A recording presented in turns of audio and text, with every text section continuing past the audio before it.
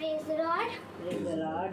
जैसा कि हम सब जानते हैं कि हमें खुदावन ने इतनी सुंदर शाम दी और इस शाम में उसने हम सब को स्तुति और महिमा करने के लिए ये दिन दिखाया, इतना सुंदर दिन दिखाया और हम लोग को सुबह से अच्छे से रखा ताकि हम सब लोग उसकी स्तुति और महिमा कर सकें शाम को।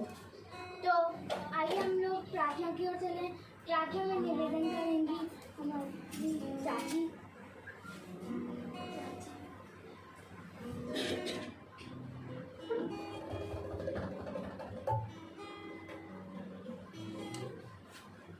आइए हम प्रार्थना करें। धन्यवाद धन्यवाद धन्यवाद धन्यवाद देते खुदा सुंदर समय के लिए जो बड़ा आपने फिर दिया।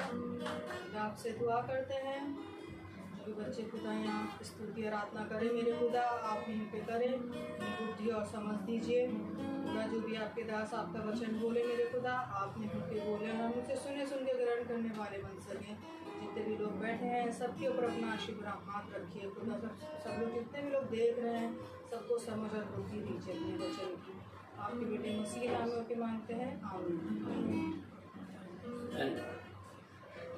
तो आइए हम लोग गीत की ओर चलें।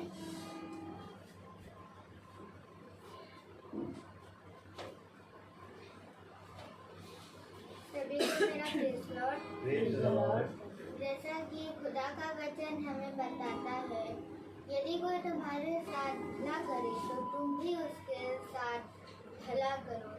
तो तुमने क्या बड़ा काम किया। बड़ा काम तो तब है यदि कोई तुम्हारे साथ बुरा करे तो तुम भी उसके साथ भला करो और अपने बैरियों से अपने समान प्रेम करो। तो आइए इसी वचन को लेकर हम लोग इसकी स्तुति और महिमा करेंगे।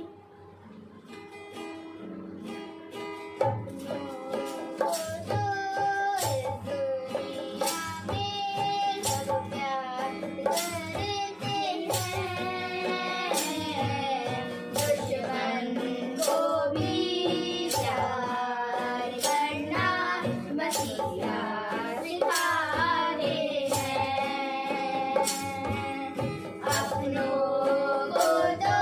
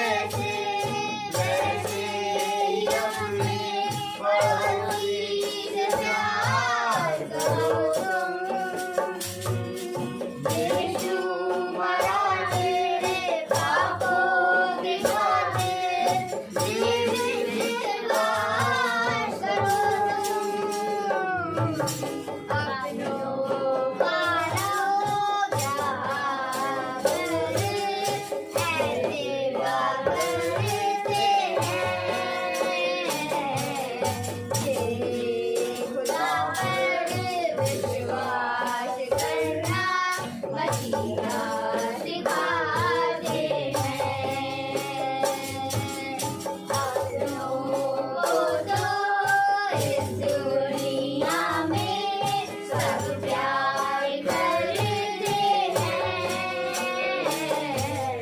दुश्मन को भी प्यार करना मसीहा सिखाते हैं,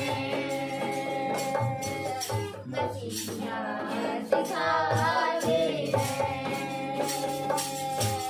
मसीहा सिखाते हैं, मसीहा सिखाते हैं। Praise Lord. Hallelujah. Praise the Lord. Praise the Lord. मेरे प्यारे भाई बहनों, मसीहा, आमीन। Amen. क्योंकि मनुष्य पाप में डूब गया और मनुष्य पाप से घिर गया, और जिस पाप में मनुष्य गिरा उस पाप से निकालने के लिए कोई भी स्वर्गदूत या कोई भी संत या कोई भी जानवर का लहू, कोई भी चीज उस पाप से, जिस पाप में मनुष्य गिरा, निकालने में असमर्थ थी। इसलिए खुदा ने अपना ही लहू, आमीन, Amen. अपना ही लहू हमारे लिए बहाया और अपने लहू के रूप में हमें अपना पुत्र दिया। Praise the Lord. Praise the Lord. और जिस पुत्र को उसने हमारे लिए दिया वो हमारे लिए एक मसीहा बन के आया। Praise the Lord. Praise the Lord. और उसने हमें एक नई वाचा दी। Praise the Lord. Praise the Lord. कि अपने पड़ोसियों से अपने समान प्रेम करो। एक गाल पे जो मारे चाटा, दूजा गाल भी तुम देना। क्योंकि मेरे प्यारे भाई बहनों, खुदा ने आकर अपने आप को प्रकट किया, क्योंकि मनुष्य बहुत कायर से भटक गया था, कोई भी मार्ग नहीं था, एक भी मार्ग नहीं था। और जब वो आया तो उसने कहा, मार्ग मैं हूं, सत्य मैं हूं और जीवन मैं हूं। अर्थात जो कोई भी मेरे पास आना चाहता है वो मेरे बनाए हुए मार्ग पर चलता चला आए, और जो सत्य मैंने तुम्हें दिया है, अर्थात जीवन की ये पुस्तक, praise the Lord, Praise the Lord. इस पुस्तक को तुम कभी अपने चित्त से उतरने मत देना। दिन और रात उठते बैठते, चलते पीते, खाते उठते, नहाते धोते, हर समय इसी को स्मरण करना। क्योंकि ऐसा करने से, मेरे पीछे बोले, इस पृथ्वी पर तेरी आयु बढ़ेगी और इस पृथ्वी पर के दिन प्रभावशाली बीतेंगे। Praise the Lord. Praise the Lord. तो आज एक बार फिर हम खुदा के वचन में बैठे हैं, और जब खुदा ने हमें ये समय दिया तो मेरे प्यारे भाई बहनों, हम उसके वचन में बढ़ें, कान लगाएं। क्योंकि अगर हम उत्पत्ति से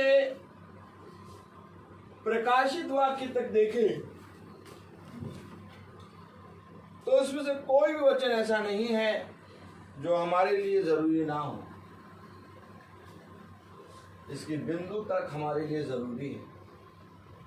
और अगर आज हम जैसा वचन है वैसा उसको ग्रहण कर लें तो आज हमारा उद्धार हो जाएगा। उसने कहा उद्धार और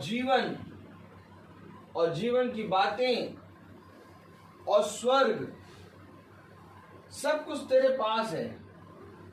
आमीन। आमीन। स्वर्ग दूर नहीं है और ना ही जीवन की बातें और ना ही उद्धार। उसने कहा खुदा के निकट आओ। बोलो खुदा के निकट आओ। खुदा के निकट आओ खुदा के निकट आओ तो खुदा भी तुम्हारे निकट आएगा। तो खुदा भी तुम्हारे निकट आएगा। अर्थात कुछ भी दूर नहीं है मेरे प्यारे भाई बहनों। वो स्वर्ग जिसमें खुदा ने हमारे लिए घर तैयार किया, अर्थात वो घर जिसमें हम रहेंगे, वो सारी चीजें हमारे निकट हैं, बहुत निकट है हमारे। क्योंकि उसने अपने वचन में कहा समय निकट है। प्रभु कितना निकट है, कितना निकट है। क्या प्रभु इतना निकट है कि मैं उठ के पकड़ लूं, छू लूं?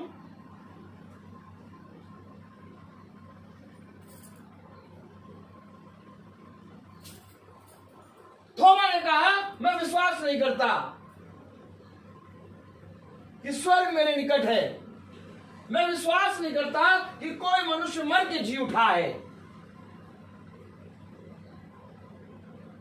क्योंकि जो मर के जी उठा वो खुदा है। आमीन। और थोमा के इतने निकट खुदा आ गया, कह रहा ले और मेरे छेदों में अपने हाथ को डाल के देख ले। देखो खुदा जहां है वहां स्वर्ग है, वहां जीवन है। थोमा डर गया। हमारे कहा प्रभु मैं ये कैसे करूं? उसने कहा कर, क्योंकि तूने कहा था कि जब तक मैं उसके हथेली के छेदों में अपना हाथ न डाल दूं तब तक मैं विश्वास नहीं।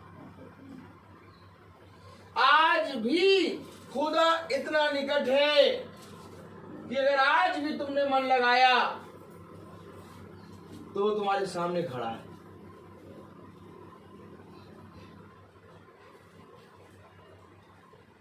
क्या खुदा ने नहीं अपने वचन में कहा परख कर देख? क्या कह रहा? परख कर देख कि यहोवा कैसा भला है। और परखने के लिए हम उसको अपने हाथ में लेते हैं, देखने के लिए हम उसको अपने हाथ से छू के देखते हैं। इतना निकट है खुदा।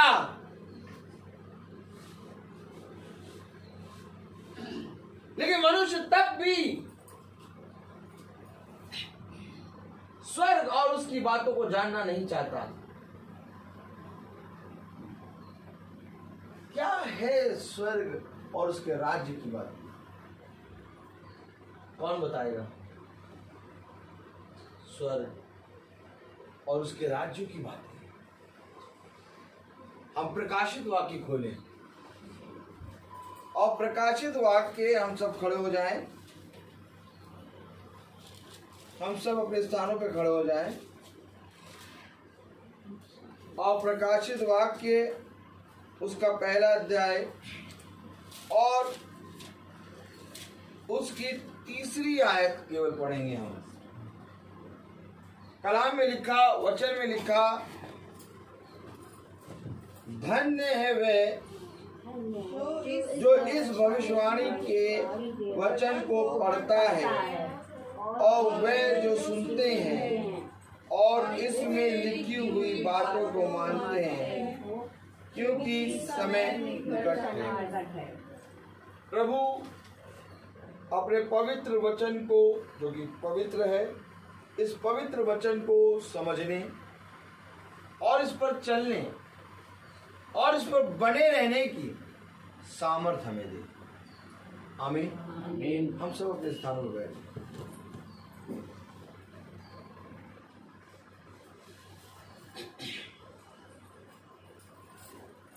हालेलुया। हालेलुया। समय समय निकट है। कितना निकट है समय?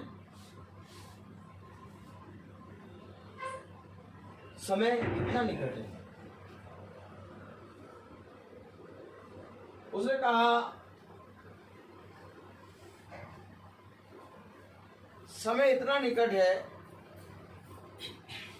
जितना कि ओस की पहली बूंद जब घास पर पड़ती है तो जैसे ही सूरज की पहली किरण निकलती है ओस गायब हो जाती है। भाप को देखो, जब दूध खौलता है तो एक भाप निकलती है और ये भाप जैसे ही बंद होती है समय समाप्त हो जाता है। समय कितना निकट है? इतना निकट, इतना निकट, मानो वायु को पकड़ने जैसा। और इस समय को खुदा ने देखा है और इस समय को खुदा ने उत्पन्न करा है, क्योंकि जो आपसे कह रहा है कि समय निकट है वो समय का राजा है। चाहे धन्य होता कि आज हम खुदा के इन वचनों पर मनन करते, इन वचनों को पढ़ते, इन वचनों को सुनते, क्योंकि खुदा कलाम में लिखा है प्रकाशित वाक्य उसका पहला अध्याय और उसकी तीसरी आयत में, धन्य है वह जो इस भविष्यवाणी के वचन को पढ़ता है और वे जो सुनते हैं और इस बढ़ते हैं, क्योंकि समय निकट है। वो धन्य है जो इसको सुनते, मानते और इसको पढ़ते हैं। आज एक काम तो हम कर रहे हैं, सुन रहे हैं, और दूसरा काम हम कर रहे हैं, पढ़ रहे हैं। अब मानते हैं कि नहीं मानते, इसका न्याय खुदा करेगा। हमारा काम है पढ़ रहे हैं, सुन रहे हैं और मानते हैं कि नहीं मानते, इसके विषय में हम चलेंगे। आज हम क्या कर रहे हैं? सुन रहे हैं, पढ़ रहे हैं, मानते हैं कि नहीं मानते, इसके विषय में हम देखेंगे।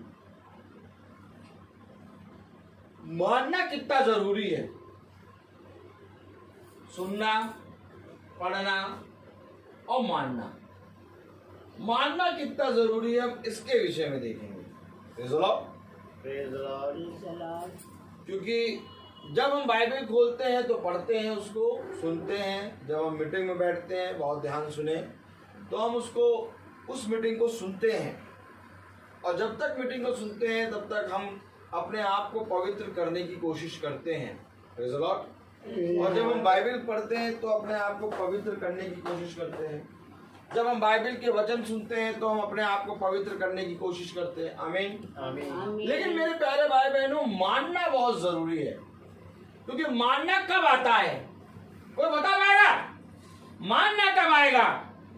क्योंकि पहले सुनोगे, पढ़ोगे, अब तब मानोगे। अर्थात मानना जब मीटिंग खत्म होती है तब शुरू होता है।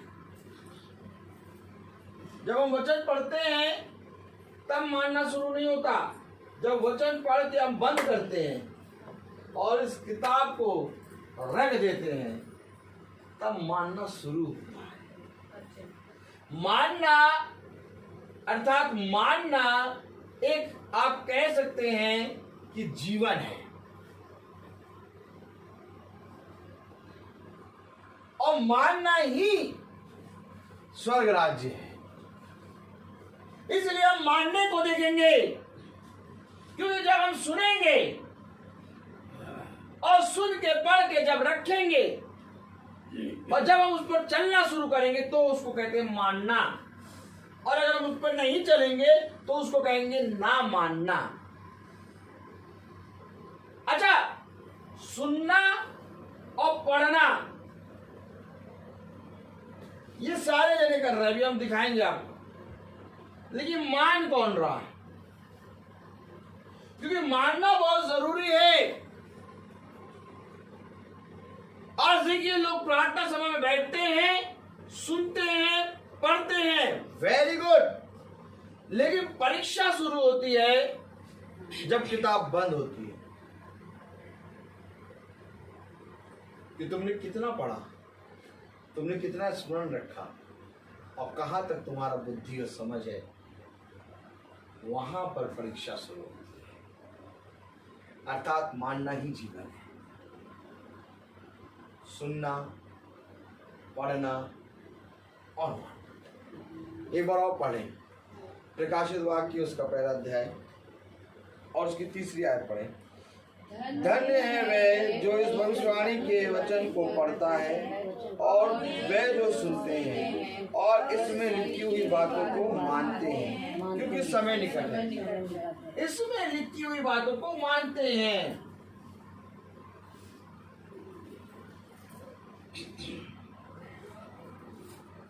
तो आइए हम मानने को देखेंगे। बहुत जरूरी है ये मानना। प्रेयर मीटिंग अटेंड करना जरूरी है, लेकिन इससे बड़ा जरूरी है प्रेयर मीटिंग के बाद हमारा जीवन कैसा है। Praise the Lord. क्योंकि प्रभु 24 घंटे का न्याय करेगा। आपको कितने लोग विश्वास करते हैं कि एक दिन में 24 घंटे होते हैं? और कितने लोग विश्वास करते हैं कि 24 घंटे का न्याय होगा? बाइबिल पढ़ते हैं आप, 1 घंटा पढ़ लेंगे, प्रार्थना सभा में बैठ जाएंगे 1 घंटा 1.5 घंटा, बहुत ज्यादा 2.5 घंटा आप पूरा टोटल पढ़ लेंगे दिन भर में बाइबिल। 2.5 घंटा आप प्रार्थना कर लेंगे, 3 घंटा कर लेंगे। लेकिन बाकी के 21 घंटे, हेलो हेलो हेलो ये करो,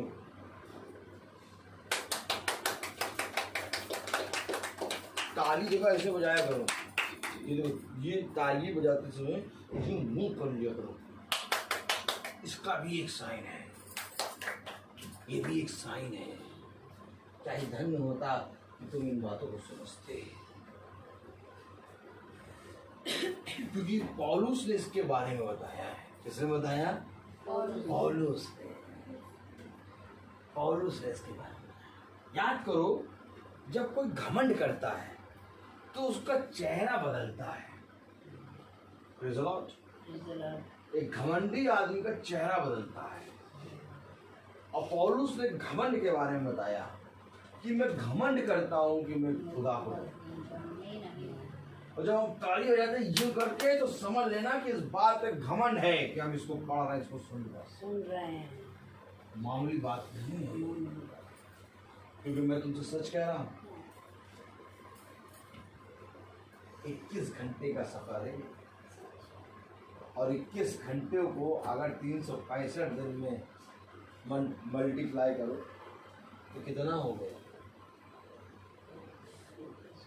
नहीं, कितना हो गया बताओ जी भाई। 3 घंटे मान लिया तुम बाइबल पढ़ रहे हो, मीटिंग में बैठ रहे हो, 24 घंटे होते हैं, 22, 23, 24, 3 घंटे मान लिया। 21 घंटे तुम्हारा दिन भर का, और 21 और 365 7,665।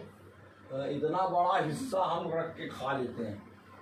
इधर इधर देखो, याजक की तरफ, इतना बड़ा हिस्सा हम रख के खा लेते हैं और प्रभु के नाम में इतना करते हैं। हम तो प्रभु में हैं, हम तो प्रभु में हैं। तो क्या ये मीटिंग है? मानना कितना बड़ा है सोचो। सुनोगे कितनी देर? 1-1.5 घंटा, बहुत ज्यादा 1.5 घंटा। पढ़ोगे कितनी देर? 1 घंटा। 3 घंटा मान लो, तीनों दोनों लोग। मानना कितना बड़ा है? 21 घंटे का है मानना।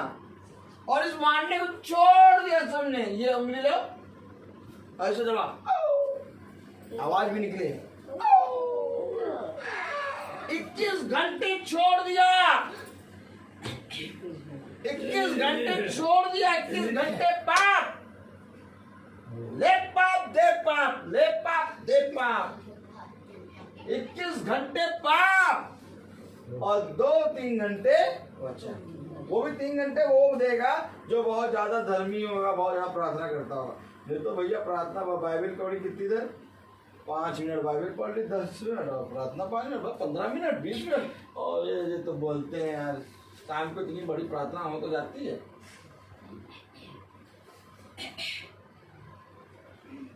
बहुत तेरे कह गए शाम को इतनी बड़ी प्रार्थना हो तो जाती है, 1-1.5 घंटा वो बोलते रहे सुनते रहे, बहुत है तेरा बेटा। एक और क्या चाहिए बेटा, क्या चाहिए? हेलो, मैं मानने की बात कर रहा हूँ और आज मैं मानना दिखाऊंगा। Praise the Lord. क्योंकि मनुष्य ने अपने आप को एक तसल्ली दे रखी है बहुत बढ़िया। एक आई थी picture all is well, all is well, all is well, all is well, ठीक है सब बढ़िया है। हेलो, मनुष्य ने अपने आप को तसल्ली दे रखी है। खुदा का कलाम कह रहा कि एक तसल्ली मनुष्य देता है और एक तसल्ली मैं देता हूँ। जो मेरी तसल्ली होती है वो 24 घंटे 365 दिन बनी रहती है, लेकिन जो मनुष्य तसल्ली देता है वो कुछ सेकंड की होती है। जैसे ही वो जाएगा उसके साथ उसकी तसल्ली भी चली जाएगी, फिर आदमी रोने लगेगा। हेलो, प्रभु क्या कहता है? मैं तुम्हें मनुष्य की शांति नहीं दूंगा, मैं तुम्हें अपनी शांति दूंगा। क्योंकि मेरी शांति तुम्हारे साथ सर्वदा बनी रहेगी। जो शांति तुम्हें मनुष्य देता है, सुनो, वो शांति तो तुम्हारे लिए कुछ समय के लिए होगी, परंतु जो शांति मैं दूंगा तो अनंत जीवन। और वही है मानना, वही है मानना। आज मैं तुमसे कह रहा हूं, मानना शुरू कर दो, तुम्हारा जीवन बदल जाएगा। हाँ, मैं विश्वास करता हूं कि ये भविष्यवाणी की पुस्तक है। हाँ, मैं ये विश्वास करता हूं कि यही जीवन है। हाँ, मैं यही विश्वास करता हूं कि यही मार्ग है। लेकिन मैं तुमसे कहता हूं कि जब तुम्हारा मानना ही नहीं हुआ तो तुम्हारा मेरा क्या नाम है? उसने कहा यदि तू मुझे नहीं जानेगा तो मेरा तुझसे क्या नाम? Hallelujah, hallelujah, hallelujah. हालेलुया। तो आइए मानने को देखें, मानने की ओर बढ़ेंगे। चलिए आइए हम लोग खोलेंगे लूका। 21 घंटे याद रखना, भूलना नहीं। 21 घंटे, हाँ। लूका उसका 11वां अध्याय खोलें। मानना देख रहे हैं, मानना भी है। Praise the Lord. लूका 11 और उसकी 40वीं आयत पढ़ें। लूका 11:40। हम सब एक साथ पढ़ेंगे, बकरियों की तरह नहीं, सब भेड़ की तरह पढ़ेंगे। Praise the Lord. लूका उसका 11वां अध्याय और उसकी 40वीं आयत। हे निर्बुद्धियों, जिसने बाहर का भाग बनाया, क्या उसने भीतर का भाग नहीं बनाया? परंतु हाँ, भीतर वाली वस्तुओं को दान कर दो तो देखो सब कुछ तुम्हारे लिए शुद्ध हो जाए। निर्बुद्धियों, क्या कह रहा? निर्बुद्धियों,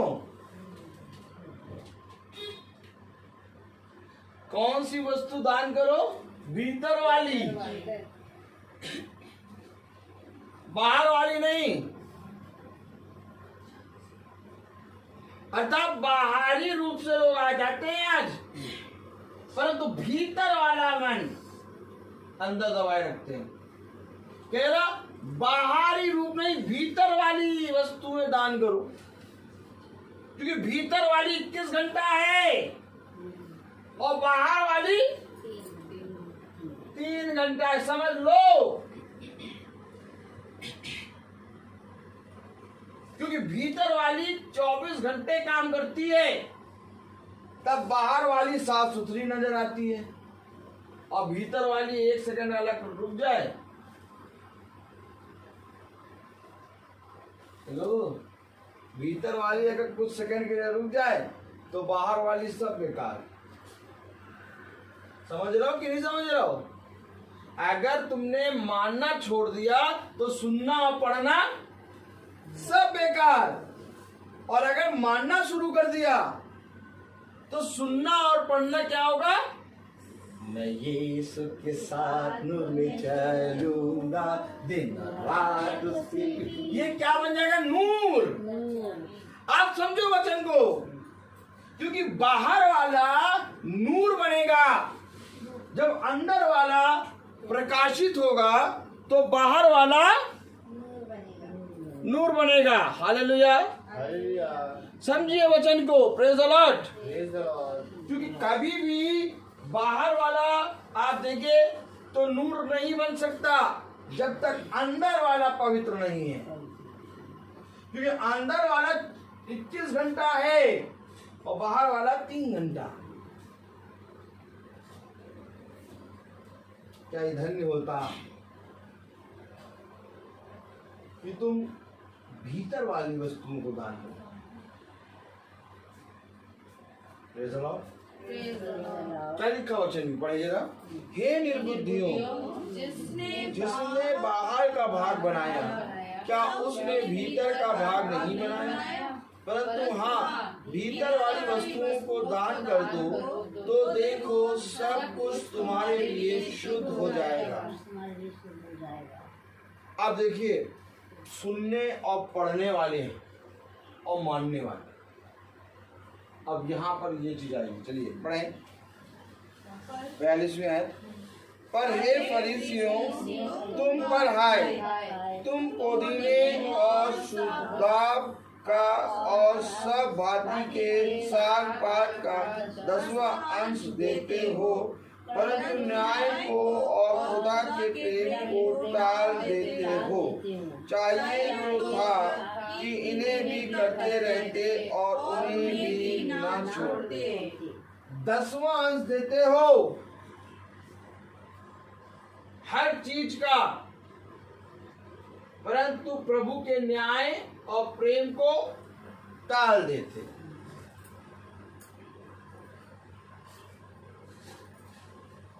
देखिए, वचन को जब तक आप पूरी रीति से समझेंगे नहीं, तब तक वचन आपके जीवन में वो काम करेगा नहीं, क्योंकि इसको समझना ही जीवन है। और बहुत देरों ने समझने की कोशिश करी, लेकिन मैं समझ नहीं। कह रहा है कि तुम पुदीने और हर एक चीज का, साग का, हर चीज का 10वां अंश देते हो 10वां अंश, लेकिन प्रभु के न्याय और प्रेम को छोड़ देते हो। ये न्याय और प्रेम क्या है? मानना। तुम सुनते हो, तुम पढ़ते हो, और सुन और पढ़ के तुमने ये डिसाइड किया कि हमें अपने जीवन का 10वां अंश देना है। आमीन। लोगों ने बहुत हद तक यहाँ डिसाइड कर लिया कि हम अपने धन का तो, संपत्ति का तो 10वां अंश देंगे, हम अपने जीवन का भी 10वां अंश देंगे। तो लोगों ने अपने जीवन का 10वां अंश अर्थात 24 घंटे का भी 10वां अंश देना शुरू कर दिया। बहुत अच्छी बात। लेकिन खुदा का कलाम कह रहा कि तुम न्याय और प्रेम को छोड़ दिया। और न्याय और प्रेम क्या है? मानना। उसने कहा कि यदि तुम अपने पड़ोसियों से अपने समान प्रेम करो, पकड़ो वचन को, यदि तुम अपने पड़ोसियों से अपने समान प्रेम करो तो मैं तुम में और तुम मुझ में वास करोगे। कैसे? तुम आपस में एक दूसरे से प्रेम करोगे, बस इसी के द्वारा तुम मेरी संतान बन जाओगे। अब प्रेम को छोड़ दिया। हेलो, प्रेम को छोड़ दिया, जिसके द्वारा वो हमारे अंदर और हम उसके अंदर वास करते, उसको छोड़ दिया। क्या प्रेम और न्याय को छोड़ देते हो, टाल देते हो, 10वां अंश देते हो हर चीज का, हर चीज में बहुत बढ़िया हो, लेकिन न्याय और प्रेम को टाल देते हो। जब सुनते हो तो बहुत चाव से सुनते हो, और जब पढ़ते हो तो बहुत पवित्र करके, अगरबत्ती जला के, और एकदम यूं करके, और एकदम ऐसा लगेगा इनसे बड़ा भक्त कोई नहीं है। पढ़ना और सुनना इनका बहुत भयंकर है। ये 10वां अंश ऐसे देते हैं कि जैसे कि इनके बराबर कोई धर्मी है ही नहीं। सच है। कलाम बता रहा, मैं नहीं कह रहा। तुम प्रेम और न्याय छोड़ देते हो, टाल देते हो, जिसके कारण मैं तुम में और तुम मुझ में बने रहोगे।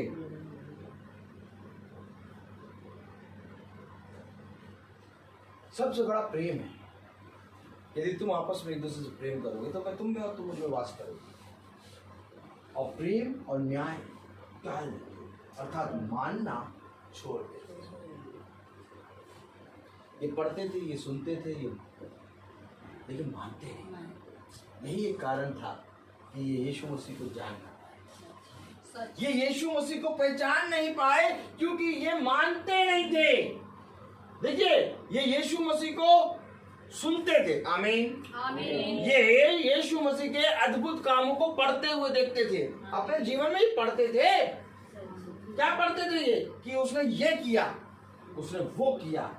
क्या पढ़ते थे ये? यशायाह की पत्रियां, कि वो आएगा और कहते हैं वो हमारे पापों को अपने ऊपर लेगा, एक कुंवारी गर्भवती होगी। पढ़ते थे, सुनते थे, प्रभु यीशु की सुनते थे, लेकिन मानते नहीं थे।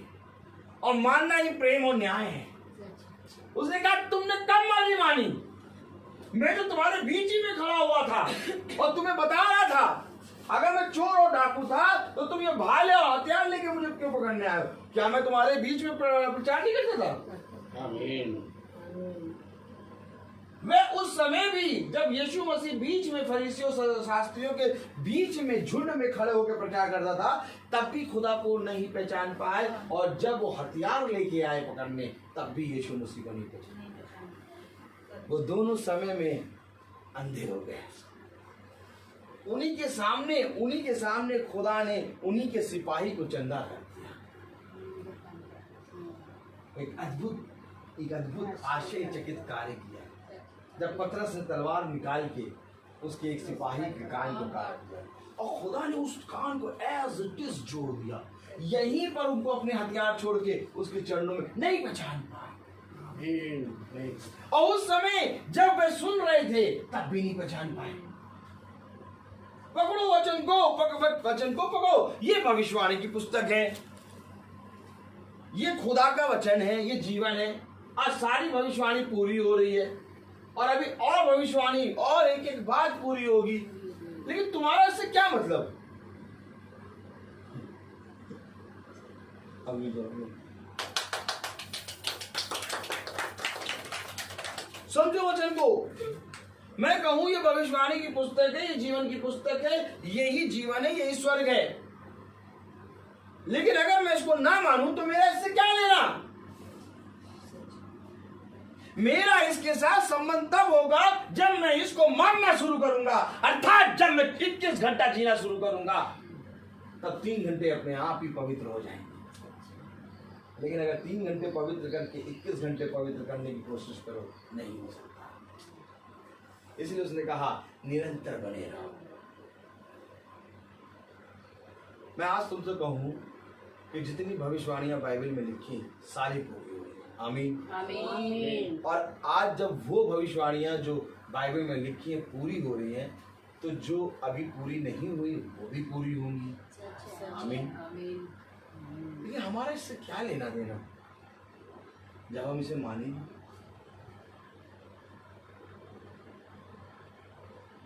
ए पतरस,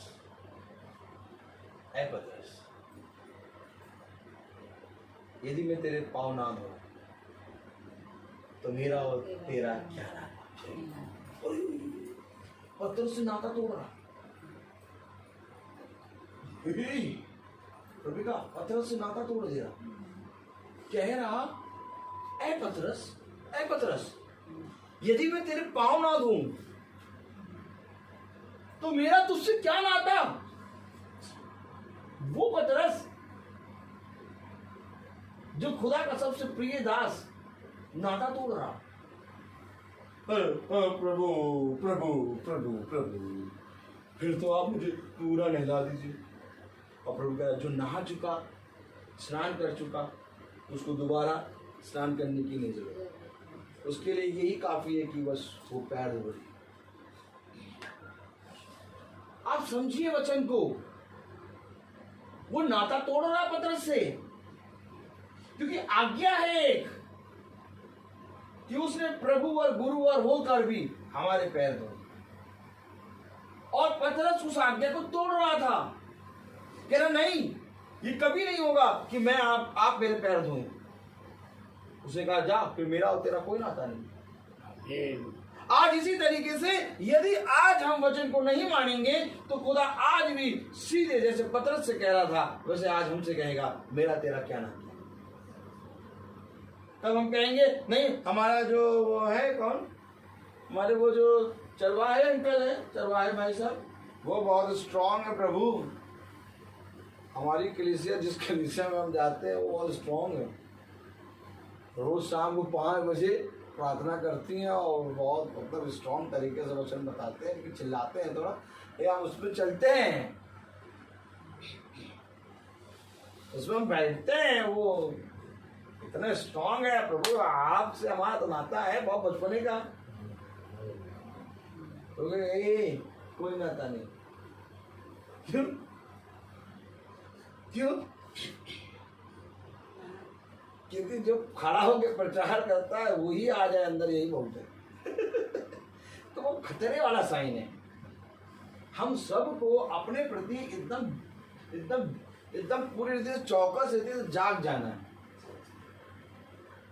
उसने कहा परख के चुन के और बहुत सावधानी के साथ इसको ग्रहण कर लो। आज ये हजारों रुपए और कई उत्तम से मोहरों से बढ़कर है वचन। क्योंकि आप देख रहे हैं, आप बिना काम करे आज घर पे बैठे हैं और खाना खा रहे सालों से। जिसको आदमी कहता था कि अगर भैया काम नहीं करेंगे तो खाएंगे क्या, बताओ। अब वचन ही सुनते रहे क्या है? अब वचन ही सुनते रहेंगे तो वचन रोटी दे पाएगा? आज ले 2 साल से रोटी मिल रही है, तोड़ रहे हो रोटी 2 साल से। जो स्कूल 2 दिन की लीव लेने के लिए सैलरी काटता था, आज वो 2 साल से सैलरी दे रहा है और वही कह रहा है स्कूल ना हो, हम तुम्हें और देंगे। अब वचन आज इसलिए आया है कि हम इसको स्वीकार करें। आज वचन ही जीवन है, ये बात आज मनुष्य को जान लेना है। लेकिन तब भी मनुष्य आज इस समय में भी 24 घंटे में 5 बजे से 6:30 बजे नहीं बैठ पा रहा। क्या करें, बहुत काम रहता है। बच्चों को नहलाना और धुलाना, और फिर अपना फिर काम करते करते फिर दोपहर हो जाती है। और फिर जैसे दोपहर में आके बैठे थका गए, ये चाय मांग लेते हैं। और फिर जैसे इनको चाय बना के दो तब तक शाम हो जाती है, और तब तक वो चिल्लाना शुरू कर देते 5 बजे से। कुछ भी हो वो 5 बजे शुरू कर देते चिल्लाना। अरे 10-15 मिनट हमारे रुक जाए। 5 बजे वो चिल्लाना शुरू कर देंगे नीचे, फिर वहां जाओ 6:30 बजे हो गया मीटिंग, फिर चाय बनी, चाय पीते 7 बज गया। 7 बजे के बाद जाओ सब्जी छीलो, और सब्जी छील के छौंक के बनाओ तो 8:30 बज गया। 8:30 के बाद फिर उसके बाद 9:30 बजे तक खाना खाओ, फिर 10:30 बजे खाना खाते खाते 11, वही दिन भर पूरा हो जाता है। एक तो कोई भी दिन गैप नहीं करते हैं।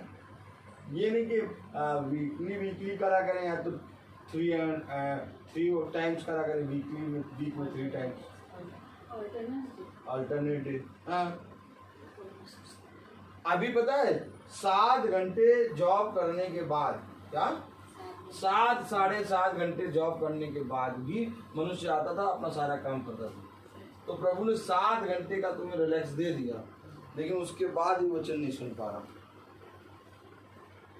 तो खुदा का कलाम हमें बहुत सी बातों के बारे में बताता है। अभी आपने सुना प्रकाशित वाक्य की पुस्तक में कि धन्य है वे जो इस पुस्तक की बातों को पढ़ते, सुनते और मानते हैं, क्योंकि समय निकट है। Praise the Lord. तो यहाँ पर आपने अभी सुना लूका की पत्री उसका 11वां अध्याय में कह रहा, निर्बुद्धियों, हे निर्बुद्धियों, तुम बाहर का भाग बनाया, हाँ। क्या उसने भीतर का भाग नहीं बनाया? आज जिसने 3 घंटे बनाए, क्या उसने 21 घंटा नहीं बनाया? अरे पकड़ो वचन। आज लोगों को ये वचन नहीं मालूम है। चर्च जाते हैं, पूरा पवित्र हो जाते हैं, वो ऐसा पवित्र हो जाते हैं कि ऐसा लगता है कि हफ्ते भर फिर पवित्र रहेंगे। वो जो अमिताभ बच्चन की पिक्चर थी ना, सत्ते पे सत्ता, वो ड्राई क्लीन होके आया था, जब शादी हुआ ड्राई क्लीन होके आ गया, और फिर उसके भाई लोगों को वो कहती है अब इसको चाहो उनको धुलाने जाओ, तो कहता है कि हाँ हम तो अभी 1 हफ्ते पहले ड्राई क्लीन होके आए, अब 1 महीना तो चले नहीं, क्या तो उनको भी जाना आना। तो ये ईसाई लोग ऐसे हैं, 1 हफ्ता में चर्च चले जाए तो ये कहो हफ्ते बाद फिर नहीं जाए, कहो 4 हफ्ते जाए। अभी तो गए थे चर्च, हेलो। लेकिन खुदा का वचन तो हमें कुछ और सिखा रहा है। सच है। तो क्या ऐसे प्रचार होता है? अगर ऐसे प्रचार होने लगे तो पूरा लखनऊ सुधर जाए। हाँ, खुदा हमारा ऐसे ही है, हम लोग को आनंद के साथ हंसते हंसते उन कठिन कठिन बातों को बताता है जिसको कोई मनुष्य जान भी नहीं सकता। आप सोचिए कितनी कठिन कठिन बातें बीच में हम लोग को पता लगती चलती हैं, और हम लोग हंसते हंसते कहते अरे प्रभु सच में हम लोग कितने ज्यादा अंधे हो गए थे कि देखते हुए भी नहीं देख पा रहे थे ये बातों को, और आज तो हमें ऐसे यूं ही दे रहा है। आमीन। क्यों? खुदा का कलाम कह रहा है, पढ़े दे रहा। परंतु हाँ, भीतर वाली वस्तुओं को दान कर दो तो देखो सब कुछ तुम्हारे लिए शुद्ध हो जाएगा।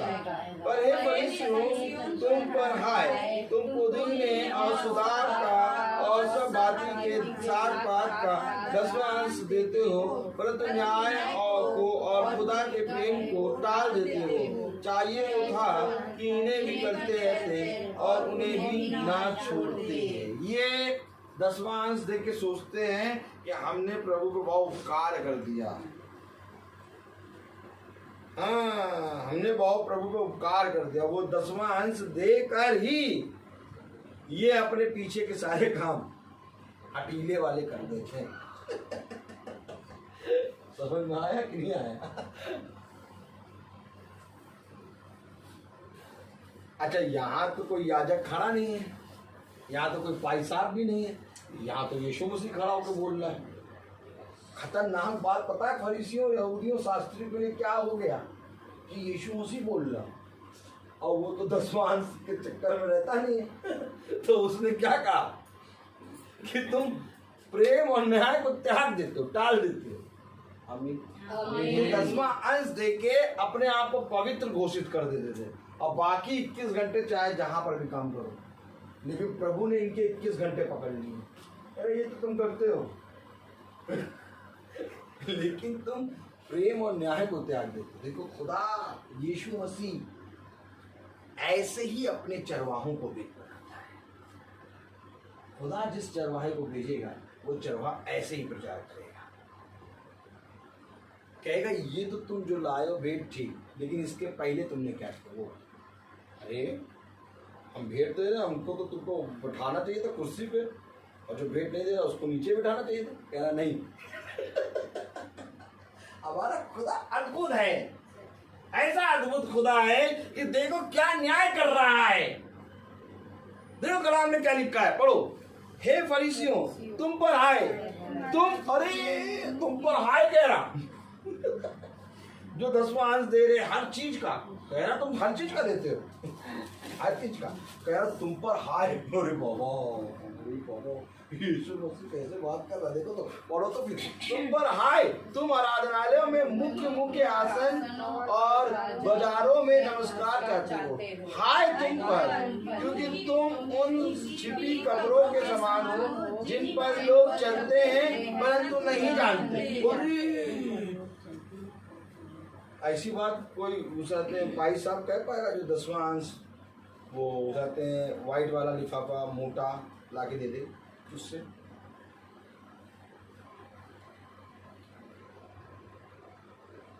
मैं आपसे कहूं, कभी इन सारी बातों को देखो, बहुत जरूरी है इन सारी बातों को देखो। आज याजकों ने, आज प्रभु के चरवाहों ने प्रभु के वचन को छुपा लिया। क्यों? क्योंकि उनको वो लिफाफा मिल रहा है, उसके लिए जो वो सुनना चाहता है वो सुना देते हैं। क्योंकि अगर वो बातें बता देंगे तो वो लिफाफा बंद हो जाएगा। लेकिन ये तो यीशु मसीह है, कह रहा तुम छुपी हुई कब्रों। अरे बाबा क्या बता रहा खुदावन क्या बता रहा। अब बताओ, खुदा के चरवाहे भी ऐसे ही बताएंगे कि नहीं, तुम छुपी हुई कब्रों, हाय तुम पर हाय, तुम उन छुपी हुई कब्रों के समान हो जिस पर लोग चलते हैं और नहीं जानते कि वो कब्र है। देखो पढ़ो तो क्या कह रहा है, हाय तुम पर, क्योंकि तुम उन छिपी हुई कब्रों के समान हो जिन पर लोग चलते हैं परंतु नहीं जानते। तब एक व्यवस्थापक ने उसको उत्तर दिया, हे गुरु, इन बातों के कहने से तू हमारी निंदा करता है? बताओ, यीशु मसीह को लोगों ने नहीं छोड़ा। जब यीशु मसीह एज इट इज वचन बता रहा, तब वहां पर वो व्यवस्थापक और इसी यहूदियों ने कहा तो हमारी निंदा करते हैं। तो बताओ बेटा, अगर आज चरवाहे ये वचन सच में बता दें तो उनकी तो कलीसिया खाली हो जाएगी, उनका बैंक बैलेंस चला जाएगा।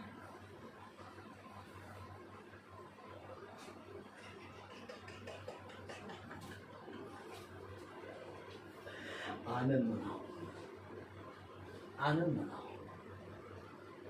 कि तुम प्रभु के उन वचनों को जान रहे हो जिन वचनों को कोई नहीं जानता। कह रहा तू हमारी निंदा कर रहा है। इससे वचन से निंदा कैसे हो रही है भाई? प्रभु यीशु मसीह तो वचन बता रहा है, आप मानते कि नहीं?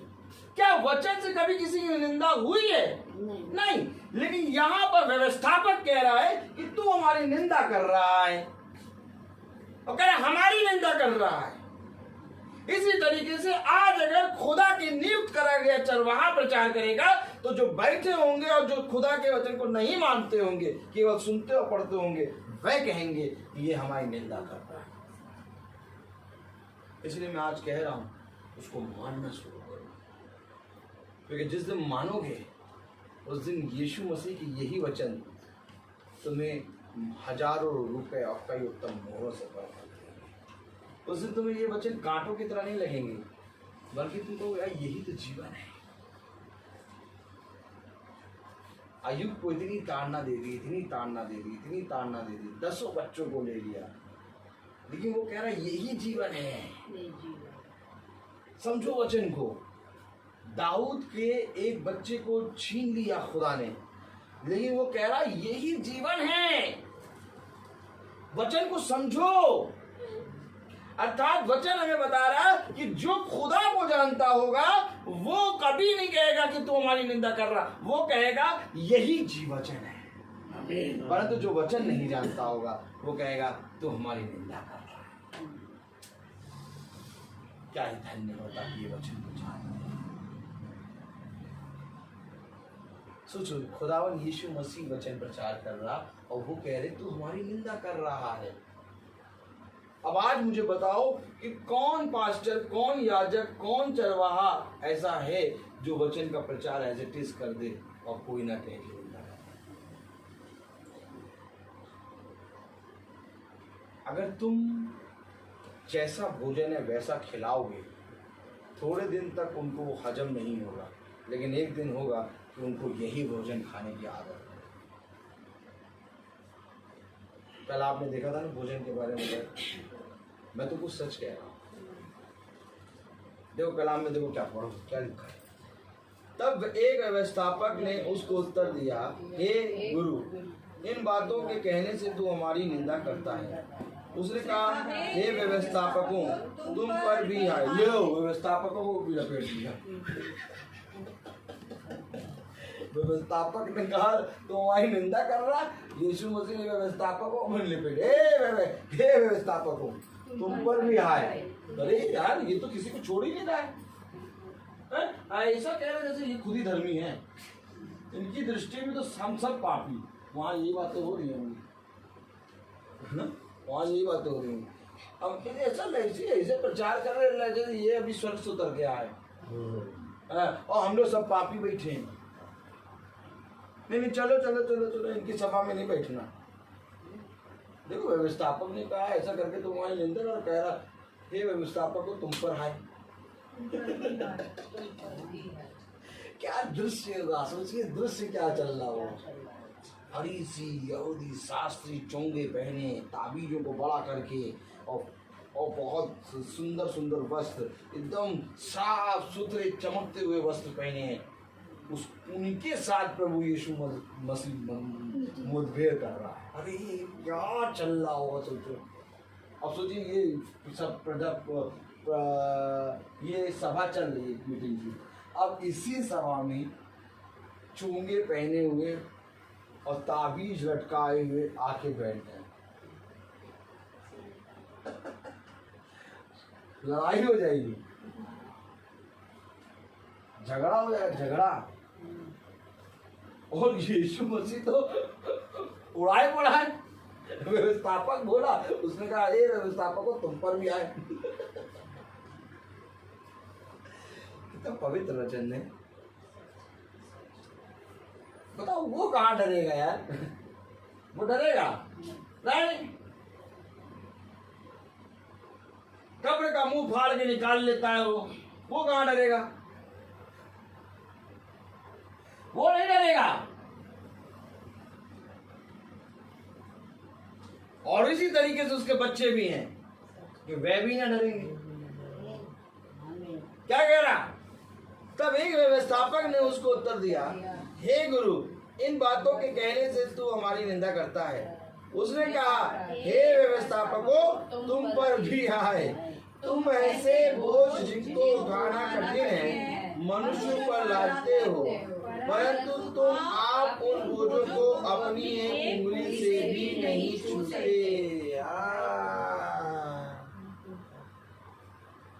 मनुष्य को मानना जिनको कठिन है उसको तो तुम लाद देते हो, परंतु कोई भी चीज को खुद नहीं छूते। आज मनुष्य के लिए सबसे ज्यादा कठिन क्या है? अब सब जगह देखें हमारी तरफ, राजा की तरफ। नहीं, क्या कह रहा वचन देखिए, सुनिए, पढ़िए फिर से। उसने कहा, हे व्यवस्थापकों, तुम पर भी हाय। तुम ऐसे बोझ जिनको उठाना कठिन है मनुष्यों पर लादते हो, परंतु आप उन बोझों को अपनी एक उंगली से भी नहीं छूते। वो ऐसे बोझ जो मनुष्य को मानना कठिन है लाद देते हैं। क्या लादते हैं मालूम? 10वां अंश देना। 10वें अंश के प्रति वफादार हो जाओ। नहीं दोगे 10वां अंश, पता नहीं क्या हो जाए। इसी 10वें अंश के कारण देखना, यहां नहीं दोगे तुम्हारा पूरी सैलरी वहां चली जाएगी। डरा डरा के आज लोग बेचारे हाय हाय अंदर से कर रहे हैं। जिसकी 10,000 सैलरी उसने तो चलो किसी तरह हाय हाय करके 1,000 निकाल लिया, लेकिन जिसकी 60,000 सैलरी वो 6,000 निकालने हाय हाय अंदर से हाय हाय निकल रही। और पाई साहब ने इतना डरा दिया है, क्या इतना डरा दिया पाई साहब ने कि देना भी है। आज आपको मैं बताऊं, बहुत तेरे लोग तो डर डर के दे रहे हैं। वो बोझ लाद दिया है। और आज 10वां अंश कोई भी शांति से और पूरी रीति से आनंदित होकर नहीं देता, कुड़कुड़ा के देते हैं। वो नोट जो चलेंगे नहीं वही नोट उसमें डालो डालो डालो। ऐसा है, अभी से जोड़ना शुरू कर दो यार। कुड़कुड़ा के कुड़कुड़ाई हुई भेंट खुदावन के पास आ बोझ के साथ। देखो क्या कलाम बता रहा है। अरे इनको वचन नहीं बताया, इनको भय दे दिया है। और इतना भय दे दिया, अगर ये हफ्ते भर चर्च ना जाएं, महीनों भर चर्च ना जाएं, तो इनको भय नहीं लगेगा खुदा का, लेकिन अगर 10वां अंश ना दें तो इनको भय लग जाएगा। 10वां अंश जिस दिन देना है उस दिन ये एकदम टाइम पे पहुंच जाएंगे, एकदम साफ। देखो कैसे पहुंचेंगे, पहुंचने की तरीका देखो। अच्छा, हमने सब देखा है, आप विश्वास मानो, मैंने बहुत नजदीक से देखा ये सारी चीजें, बहुत नजदीक से। देखो जिस दिन 10वां अंश देना होगा, पूरा कपड़े साफ, एकदम साफ सुथरे कपड़े, और सुनो फैमिली के सारे मेंबर। तरीका देखिए आप, मैं बहुत नजदीकी से देखा मैंने, एकदम खुदा ने मुझे एक एक चीज दिखाई है। ऐसे मैं नहीं प्रचार कर रहा, ऐसे मीटिंग में नहीं आएंगे, भय खुदा का नहीं है। देखो यहीं से पकड़ो, चर्च नहीं आएंगे, भय खुदा का नहीं है। लेकिन महीने का 10 तारीख एक हो गई, उनका 10वां अंश का लिफाफा तैयार हो गया, बच्चों को तैयार कराया, चलो पाई साहब से दुआ कराएंगे। और वो 10वें अंश के साथ पूरा परिवार खड़ा, पाई साहब हाथ रख के प्रार्थना करो। और पाई साहब नहीं पूछेंगे कि 3 हफ्ते से कहाँ थे, कहेंगे नहीं यार 3 हफ्ते से कमा रहा होगा कुड़ के, अब ला के दे रहा बहुत है। मैं आपको सच बता रहा हूं, ये स्थिति है आज। कलाम पढ़ो, वचन पढ़ लो तो तुम सच में होता है देखोगे। तुम कलाम कह रहा होते हुए तुम देखोगे। क्या ये धन्य होता कि तुम इन्हें मेरे वचन का भय दे देते, ये एक भी संडे मिस नहीं करते। आज देखो ऐसा भय आ गया कि तुम एक मीटिंग नहीं मिस कर रहे हो। क्यों नहीं मिस कर रहे हो? क्योंकि खुदा के वचन को जान रहे हो। कल देखो एक बहन आई, इस बहन को देख के उस बहन का विश्वास बढ़ा, और वो बहन आई और उसे देखो अपने जीवन से क्या किया। क्या मैंने कहा था? नहीं, मैंने नहीं कहा, उसने अपने आप करा। उसके जो मन में था खुदा के प्रति, और उसके मन से निकला कि मैं रोज वचन सुनूंगी और मैं अपने घर में मीटिंग कराऊंगी और मैं यहाँ हर मंगल आऊंगी। वो उसके मुंह से निकला तो ये अंगीकार तो किया उसने। अब उसने अंगीकार किया, प्रभु ले आएगा उसको खींच के। अब बात समझो कि हम वचन के प्रति वफादार बने। खुदा का कलाम कह रहा है कि तूने उनके ऊपर बोझ लाद दिया। अपने महीने का खर्चा पूरा नहीं कर पा रहे, लेकिन टाइट को निकाल के दे रहे हैं एक बोझ के साथ। और मैं भी, खुदा का कलाम पता बहुत भयंकर है, कह रहा मैं भी उनके साथ भला करना चाहता हूं लेकिन कर नहीं पा रहा। उनकी जो टाइट, जो तू घसूटे ले रहा है, उस टाइट पे मैं अपनी आशीष दे नहीं पा रहा। क्यों नहीं दे पा रहा?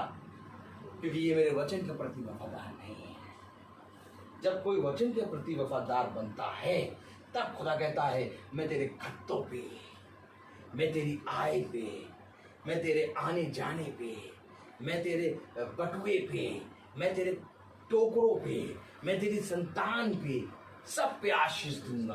कब? जब खुदा के वचन के प्रति ईमानदार बनता है, तब वो अपनी टाइट निकालता है, तब मेरे प्यारे भाई बहनों उस टाइट में प्रभु अपनी आशीष देता है। तो जो उसका जितना भी होता है वो उसमें से बचता है। आमीन। ये तरीका है खुदा का, एक तरीका खुदा का है, लेकिन इन्होंने खुदा का तरीका चेंज कर दिया। देखो कलाम क्या कह रहा है, वचन क्या कह रहा है। उसने कहा व्यवस्थापकों पर को तुम पर भी हाय, तुम ऐसे बोझ जिनको उठाना कठिन है मनुष्य पर लादते हो, परंतु तुम आप उन बोझों को अपनी एक उंगली से भी नहीं, अपने आप वचन को कुछ भी नहीं मानेंगे।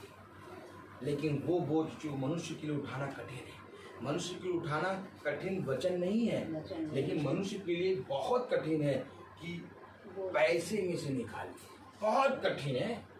ये वाला जो मूवमेंट होता है, ये मूवमेंट लास्ट मूवमेंट पे आता है, जब मनुष्य का पूरा हृदय प्रभु छेद देता है ना, तो उस छेदे हुए हृदय में से मनुष्य जो कुछ भी लाता है वो उसके अंदर से 10वां अंश करके निकलता है। ये बहुत बड़ी चीज है, ये बहुत बड़ा फल है, जिस बड़े फल को इन्होंने यूं ही करके लोगों पे थोप दिया।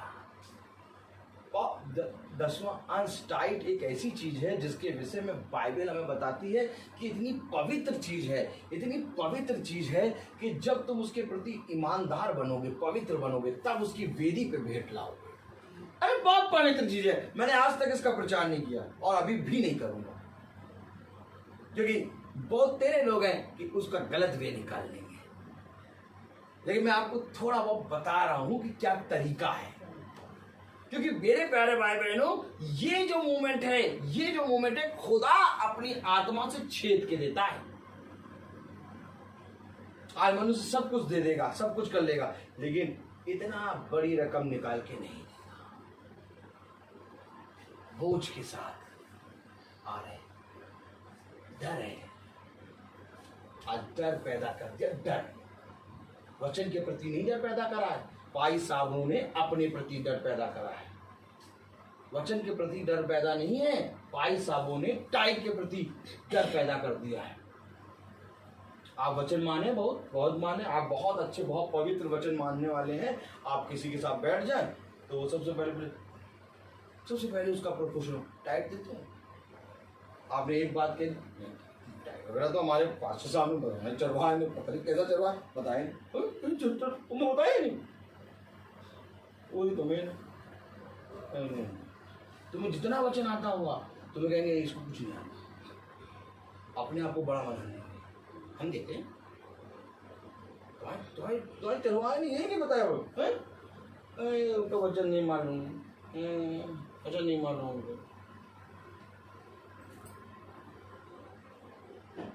हमारा खुदा अद्भुत है।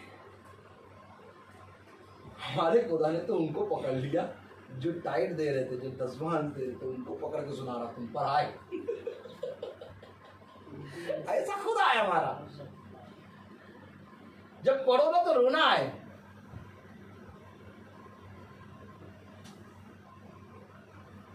और सच में इसको जानने के बाद तुम्हारा जीवन एकदम अद्भुत हो जाएगा, क्योंकि वो तुम्हें आशीष देगा। और उसकी आशीष तभी मिलेगी जब तुम उसके वचन को मानोगे। आज सुनना पढ़ना सब कर रहे हैं, लेकिन मानना नहीं कर रहे। और यही बात व्यवस्थापक और फरीसी और यहूदी और शास्त्री कर रहे थे। आ गया कह रहा तुम उस कब्रों के समान हो जो छिपी हुई है, जिस पर लोग चलते हैं और जानते हैं। पढ़े जरा। कब्रों के समान जिन पर लोग चलते हैं परंतु नहीं जानते।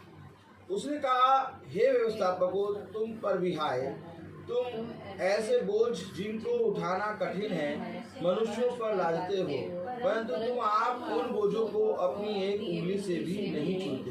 हाय तुम पर, तुम उन भविष्यवक्ताओं की कब्रें बनाते हो जिन्हें तुम्हारे ही बाप दादाओं ने मार डाला था। अतः तुम गवाह हो और अपने बाप दादाओं के कामों से सहमत हो, क्योंकि उन्होंने उन्हें मार डाला और तुम उनकी कब्रें बनाते हो। आप भविष्यवक्ताओं को पूज रहे हैं। कब्रें बनाने का मतलब जानते क्या होता है? पूजना। जिन भविष्यवक्ताओं को उनके बाप दादाओं ने मारा, समझो,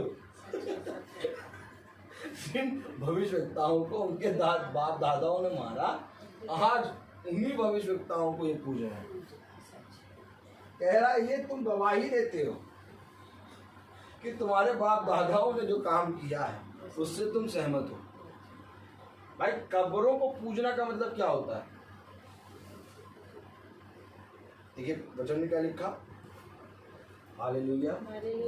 हाय तुम पर जो तुम उन भविष्यवक्ताओं की कब्रें बनाते हो जिन्हें तुम्हारे ही बाप दादाओं ने मार डाला था। अतः तुम गवाह हो और अपने बाप दादाओं के कामों से सहमत हो, क्योंकि उन्होंने मार डाला और तुम उनकी कब्रें बनाते हो। कब्रें बनाने का मतलब पूजना। जाके देखो, कब्र जब बन जाती है तो लोग उस पर जाना शुरू कर देते हैं, साफ करते हैं, उसके सब कैंडल चढ़ाते हैं, पूजना शुरू कर देते हैं।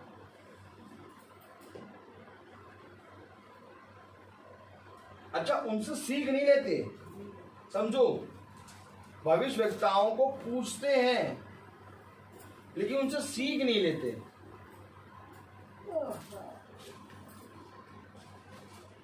आज जितने भी संत हैं उनको लोग पूज रहे हैं,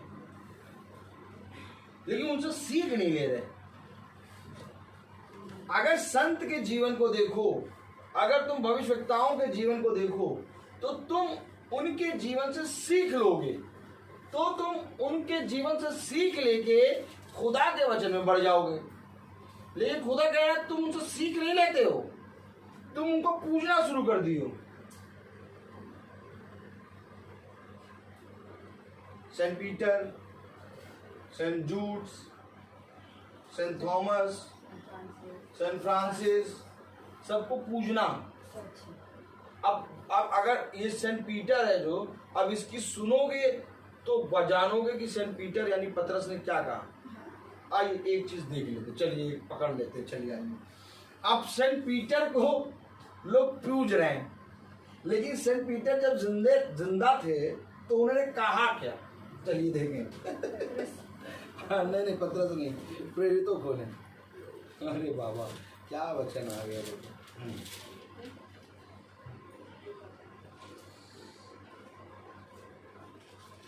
देखो बात समझो, और वचन से अगर तुम समझ गए तो बहुत ही अच्छी बात है।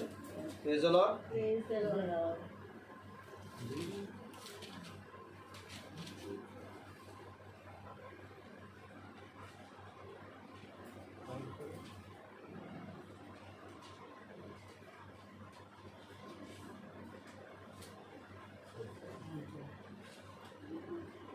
चलिए देखिए, अब बहुत ज्यादा हो गया, हम उसको आगे नहीं पढ़ेंगे, पर फिर इसको देखिए। बात समझिए, वो कह रहा है कि तुम भविष्यवक्ताओं की कब्रें बनाते हो।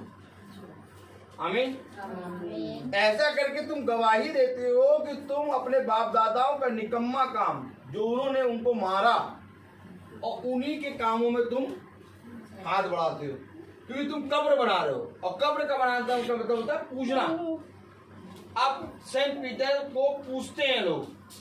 अब सेंट पीटर जब जिंदा थे, अभी भी वो जिंदा है, आमीन। वो अभी स्वर्ग देह में जीवित हो गए, आमीन। अभी वो पार्थिव देह में सो रहे हैं, लेकिन वो स्वर्ग देह में हैं, आमीन। मैं आपको सही बता रहा हूँ, मैं उनका रिस्पेक्ट बहुत करता हूँ, लेकिन मैं जानता हूँ उसको। आप सही बता रहे हैं, जो पूज रहे हैं वे नहीं जानते। अब पढ़े जरा तो देखें, जब वो जिंदा है तो क्या कह रहे हैं। अगर वो जिंदा है ये कह रहे हैं, तो जो पूज रहे जबरदस्ती पूज रहे। देखो पढ़ो, प्रेरितों उसका 10वां अध्याय और 25 और 26 आयत पढ़ें, बहुत ध्यान से पढ़ेंगे। प्रेरितों 10, 25, 26। जब पतरस भीतर आ रहा था तो कुरनेलियुस ने उससे भेंट की और उसके पांवों पर गिरकर उसे प्रणाम किया। देखिए, अब पतरस बाबा जिंदा है, और पतरस बाबा जब भीतर आ रहे हैं तो कुरनेलियुस जो कि अन्य जाति है वो आया और पतरस के पांवों पर गिर गया। आज देखो लोग उसको, पतरस को पूज रहे हैं, लेकिन जब वो पतरस जी पार्थिव देह में था तब पतरस को पास आके किसी ने पूजने की कोशिश करी, तो पतरस बाबा ने क्या कहा सुनो। परंतु पतरस ने उसे उठाकर कहा, खड़ा हो, मैं भी तो मनुष्य हूं।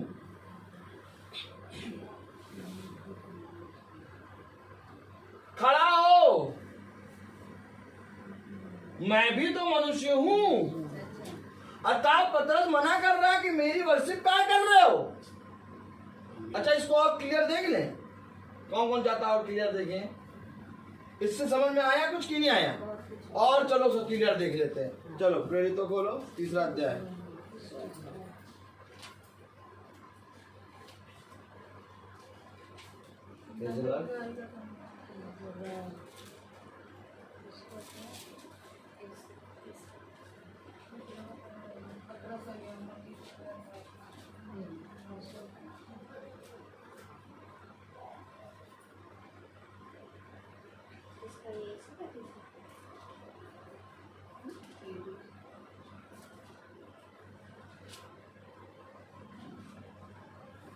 Praise the Lord. Praise the Lord.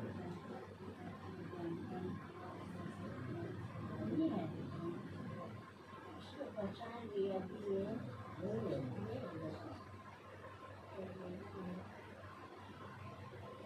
तीसरे का छठा तब पतरस ने चांदी और सोना इसने हंसा दिया। परंतु जो मेरे पास से यीशु मसीह के नाम से चल फिर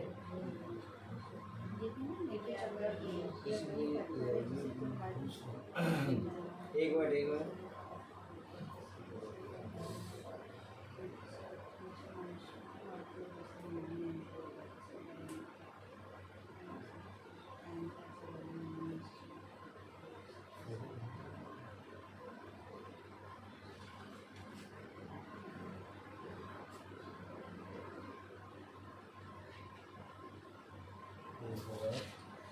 Praise the Lord.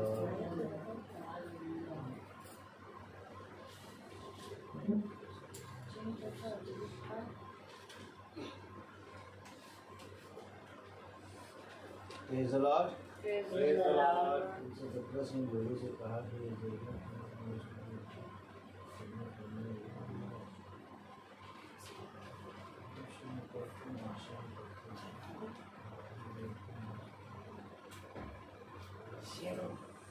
हाँ पकड़े पढ़े पढ़े पढ़े पढ़े पढ़े हाँ पत्र प्रेरितों 3:12 पढ़े। चलिए अब देखिए यहाँ पतरस कुछ कह रहा है, क्योंकि अभी आपने देखा कुरनेलियुस जो है उसके पैरों पे गिरा, तो पतरस ने उसको उठाया और कहा कि तू मेरे पैरों पे क्यों गिरता है, मैं भी तो मनुष्य हूँ। पतरस ने मना करा कि मेरी वर्शिप ना कर। आमीन। अब यहाँ पर प्रेरितों 3:12 पढ़े। यह देखकर पतरस ने लोगों से कहा, एक मिनट 11वीं आयत पढ़े। जब वह पतरस और यूहन्ना को पकड़े हुए था तो सब लोग बहुत आश्चर्य करते हुए उस ओसारे में जो सुलेमान का कहलाता है उनके पास दौड़े आए। यह देखकर पतरस ने लोगों से कहा, हे इस्राएलियों, तुम इस मनुष्य पर क्यों आश्चर्य करते हो और हमारी ओर क्यों इस प्रकार देख रहे हो कि मानो हम ही ने अपनी सामर्थ्य या भक्ति से इसे चलने फिरने योग्य बना दिया। अब्राहम और इसहाक और याकूब के खुदा, हमारे बाप दादाओं के खुदा ने अपने ये सेवक यीशु की महिमा की, जिसे तुमने पकड़वा दिया, और जब पिलातुस ने उसे छोड़ देने का विचार किया तब तुमने उसके सामने इसका इनकार किया। तुमने उस पवित्र और धर्मी का इनकार किया और विनती की कि एक हत्यारे को तुम्हारे लिए छोड़ दिया जाए, और तुमने जीवन के कर्ता को मार डाला, जिसे खुदा ने मरे हुओं में से जिलाया, और इस बात के हम गवाह हैं। और उसी के नाम ने, उस विश्वास के द्वारा जो उसके नाम पर है, इस मनुष्य को जिसे तुम देखते हो और जानते भी हो सामर्थ्य दी है। उसी विश्वास ने जो उसके द्वारा है, इसको तुम सबके सामने बिल्कुल भला चंगा कर दिया। पतरस कह रहे, यीशु मसीह ने जिसको तुमने चढ़ा दिया क्रूस पे, उसी ने वो मर के जी उठा, उसी के विश्वास में हमने प्रार्थना करी, और उसी ने इस लंगड़े को, जन्म के लंगड़े को चंगा कर दिया। अब इससे बड़ी कोई गवाही हो? लोग उनको, पतरस और यूहन्ना को बहुत आश्चर्यचकित देखने लगे कि अरे यार ये तो खुदा है, इन्होंने जन्म के लंगड़े को चंगा कर दिया। कह रहा, हमने नहीं, जिसको तुमने मारा, अब्राहम, इसहाक और याकूब के खुदा यीशु मसीह, उसको, उसी ने ये करा है। तो पतरस हर जगह अपने आप को पीछे कर रहा है। क्यों? क्योंकि आप पतरस को जब जानेंगे तब पतरस के जीवन से आप खुदा में बढ़ेंगे। आप समझिए, पौलुस के जीवन से आप खुदा में बढ़ेंगे। आमीन। आप समझिए, सुलेमान के जीवन से आप खुदा में बढ़ेंगे। ये सारे कैरेक्टर खुदा ने इसलिए रखे हैं कि इनके कैरेक्टर से आप खुदा में बढ़े, ना कि आप इनके कैरेक्टर को देख के इनको वर्शिप करने लगे। तो आप तो लूसीफर बन गए, आप लूसीफर बन गए। पतरस मना कर रहा है कि मेरे पैर ना छुओ। पतरस मना कर रहा है कि मैंने चंगा नहीं किया। यूहन्ना मना कर रहा, मैंने चंगा नहीं किया, बल्कि उसी ने चंगा करा जिसको तुमने क्रूसित किया। तो हमें वर्शिप खुदा की करनी है, और इनके जीवन से हमें सीख लेनी है। अब इन्होंने कब्रें बना दी। अब कब्रें बनाने का मतलब, पूजो saint Thomas, saint Peter, saint Francis, saint Jude's, अरे जिस दिन सेंट जूड्स होता है तो उस दिन तो पता नहीं कहाँ कहाँ से बिलों से निकल आते हैं ईसाई। उनकी गाड़ियां निकल आती हैं और उनके कबाब पराठे निकल आते हैं। कबाब पराठे पिकनिक मनाने सैटरडे गाड़ी धुलवा देंगे। क्यों? सेंट जूड जाना है। और खुदावन का जो मास, जो खुदा का जो मीटिंग होती है उसको नहीं करेंगे। पहले हम यीशु मसीह को नहीं, पहले हम सेंट जूड चले जाएं। अब बताओ ये विश्वास लेके स्वर्गराज कैसे जाए? और यही प्रचार कोई करेगा और इतना खुल के कोई दिखाएगा?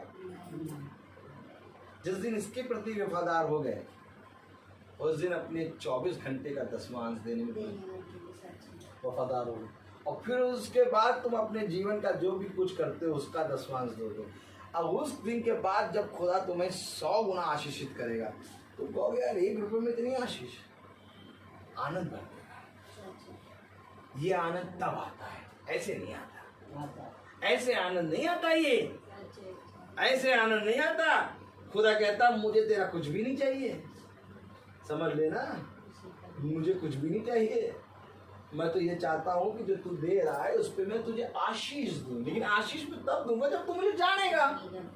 सबसे पहले जानना जरूरी है। और आज चरवाहों ने मेहनत ही नहीं करी। वे वहां तक मेहनत करते हैं कि मेंबर बन जाओ, और वे वहां तक मेंबर करते हैं कलीसिया के सदस्य बन जाओ, और वे वहां तक उसको डराते हैं जहां पर वो देने लगे।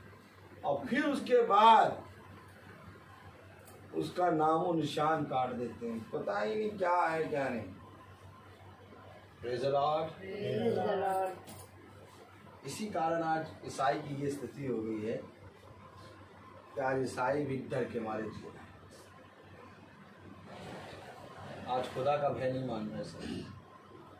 आज ईसाई डर रहा। आज ईसाई के लिए प्रार्थना करिए, कहिए अरे हम भी तो यार खुदा को जानते हैं, वो हम भी तो बहुत रिलीजियस है, वो बहुत रिलीजियस है यार, हम भी तो बहुत रिलीजियस है, हम भी तो चर्च जाते हैं, हम भी तो यीशु, लेकिन उसको मालूम ही नहीं कि कैसे रिलीजियस होता है, एक धर्मी मनुष्य कैसे बनता है, नहीं मालूम। धर्मी मनुष्य तपने पे बनता है, कैसे? आग की भट्टी में। Praise the Lord. किसी दिन प्रचार करेंगे धर्मी मनुष्य कैसे बनता है। Praise the Lord. पता नहीं खुदा कराएगा हमें। तो चलिए, दास पे थे हम, लेकिन दास पे हम चलेंगे। लेकिन अभी जो आज हो गया हो गया। आज बहुत टाइम भी हो गया। Praise the Lord. हर चीज का एक समय है, समय है। Praise the Lord. तो आइए हम प्रार्थना में चलेंगे और मेरा निवेदन है, प्रेज़ द लॉर्ड, चलिए आइए शरण दी प्रार्थना में अगुवाई करेंगी। धन्यवाद धन्यवाद धन्यवाद देते हैं हम जिस आपका बहुत धन्यवाद देते हैं कि आपने हमें फिर से एक नई सुबह हमें दिखाई और ये शाम जिसमें हम आपकी स्तुति महिमा और आपको वचन सुन सकें। जिसका धन्यवाद देते हैं, जिसका आप मानते हैं सबका चीज़, जिसका मानते हैं जितने भी लोग इस बीमारी से पीड़ित हैं उन सबको चंगाई भरा हाथ अपने चंगाई भरे हाथ से उनको छूटे। जिसका मानते सबका चीज़, जिसका मानते हैं इस घर में आपने अपनी आशीष भरा हाथ आपने रखा है और भी आप आशीषों से भरेंगे। जिसका आप उसको हम धन्यवाद देते हैं और जिसका आप हम मानते और जिसका आप हम ये विश्वास करते हैं कि आप इस घर में हम लोग के साथ रहते हैं। जिसका आप धन्यवाद देते हैं इस चीज़ का, जिसका मानते हैं सबको चाहिए। जिसका हम मानते हैं जितने भी लोग घटी करनी है उन सबकी घटी करने को दूर कीजिए। जिसका आप मानते हैं जितने भी लोगों की इस समय डेथ हुई है, जिसका मानते हैं सबकी आत्मा को शांति प्रदान कीजिए। जिसका मानते हैं जिसका धन्यवाद देते हैं कि आज की शाम हम आपके वचन में बैठे और जो भी चाचा ने बताया जिसका हम उसको चलने वाले उस पर बने, केवल सुनने और पढ़ने वाले ना बने। जिसका धन्यवाद देते हैं और इस प्रार्थना को सुनिए और प्रेम कीजिए। हे हमारे पिता जो स्वर्ग में है, तेरा नाम पवित्र माना जाए, तेरा राज्य आए, तेरी इच्छा जिस स्वर्ग में है वैसे इस पृथ्वी में पूरी हो। हमारा प्रतिदिन का आहार हमें दीजिए और हमारे अपराध हमें क्षमा करिए जैसे हम भी अपराधी को क्षमा करते हैं, और हम परीक्षा में अब हमारे खुदावन यीशु मसीह का फजल, खुदा बाप की मोहब्बत, पाक रूह की रिफाकत और शराकत हम में से हर एक विश्वासी जन के साथ अब से लेकर अनंत काल तक होती रहे। आमीन। धन्यवाद धन्यवाद धन्यवाद।